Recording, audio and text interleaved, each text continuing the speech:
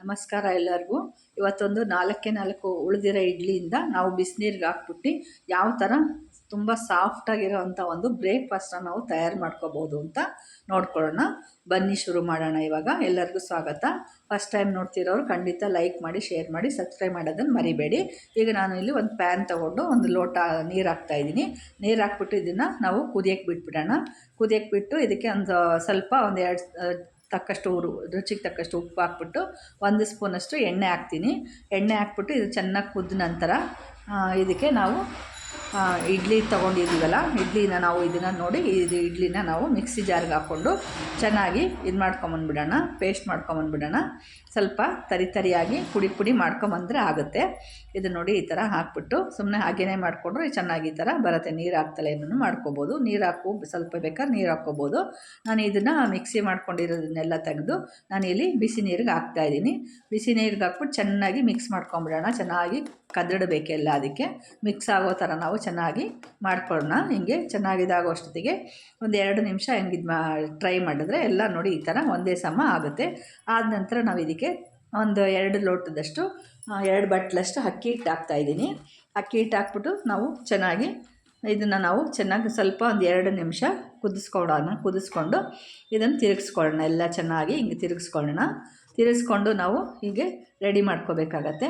First time ಈ video ನೋಡ್ತಿರೋರು ಖಂಡಿತ ಮರೆಯದಂಗೆ subscribe ಮಾಡಿ, ಮತ್ತು ಪೂರ್ತಿ ವಿಡಿಯೋ ನೋಡಿ.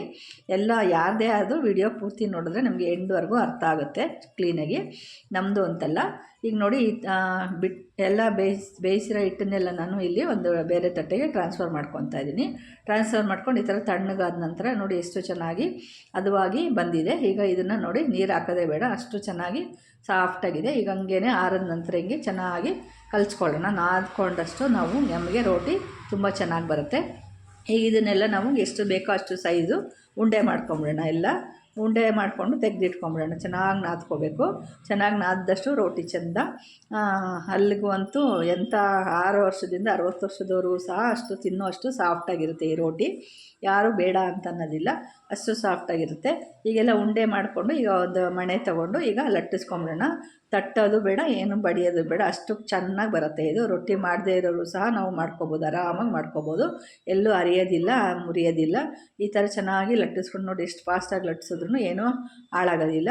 ಈಗ ಒಂದು ತಟ್ಟೆ ತೊಗೊಂಡು ಒಂದು ಫುಲ್ ರೌಂಡ್ ಶೇಪ್ ಬರಬೇಕು ಅಂತಂದರೆ ಈ ಥರ ಕ್ಲೀನಾಗಿ ಒಂದು ತಟ್ಟೆ ತೊಗೊಂಡು ಒಂದು ಶೇಪ್ ಕೊಡೋಣ, ರೌಂಡ್ ಶೇಪ್ ಕ್ಲೀನಾಗಿ. ನೋಡಿ ಈ ಥರ ಎಲ್ಲ ಒಂದೇ ಥರ ಬಂತು. ಇದೇ ಥರ ನಾವು ಎಲ್ಲ ರೊಟ್ಟಿಗಳನ್ನೂ ತಯಾರು ಮಾಡಿ ಇಟ್ಕೊಳ್ಳೋಣ. ನೋಡಿ ಇನ್ನೊಂದು ತಯಾರು ಮಾಡಿ ಇಟ್ಕೊಂಡಿದ್ದೀನಿ. ಎಲ್ಲ ಒಂದು ಪ್ಲೇಟ್ಗೆ ಹಾಕ್ಕೊಂಡು ರೆಡಿ ಮಾಡ್ಕೊಂಡ್ಬಿಡ್ತೀನಿ. ರೆಡಿ ಮಾಡ್ಕೊಂಡ್ಬಿಟ್ಟು ನಾವು ಈಗ ರೊಟ್ಟಿ ಬೇಯಿಸೋದಕ್ಕೆ ರೆಡಿ ಮಾಡಿ ಇಟ್ಕೊಂಡಿದ್ದೀನಿ. ಈಗ ಇದನ್ನು ನೋಡಿ ಹಿಂಗೆ ಬಿಸಿಯಾಗಿದೆ. ಒಂದು ತೇವದ ಬಟ್ಟೆಯಿಂದ ಒಂದು ಸ್ವಲ್ಪ ಮೇಲ್ಗಡೆ ಹಿಟ್ಟನ್ನೆಲ್ಲ ನಾವು ಮಾಡಿದ್ರೆ ಹಿಂಗೆ ಚೆನ್ನಾಗಿ ಉಬ್ಬಿ ಬರುತ್ತೆ ರೋಟಿ ಸಾಫ್ಟಾಗಿ. ಮತ್ತು 2 ಬದಿಲೂ ಬೇಯಿಸ್ಕೊಳ್ಳೋಣ. ತಿರುಗಿಸಾಕಿದ್ರೆ 2 ಬದಿನೂ ಬೇಯುತ್ತೆ.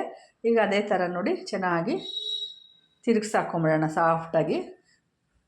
ಎಷ್ಟು ಚೆನ್ನಾಗಿ ಬಂದಿದೆ ಸಾಫ್ಟಾಗಿ. ಈಗ ಇದನ್ನು ಸಹ ಹಿಂಗೆ ಎಲ್ಲ ರೋಟಿನೂ ಅದೇ ಥರ ಬೇಯಿಸ್ಕೊಬೇಕು.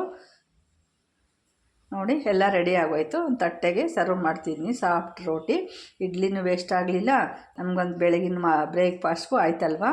ಓಕೆ ಸ್ನೇಹಿತರೆ, ಬಾಯ್.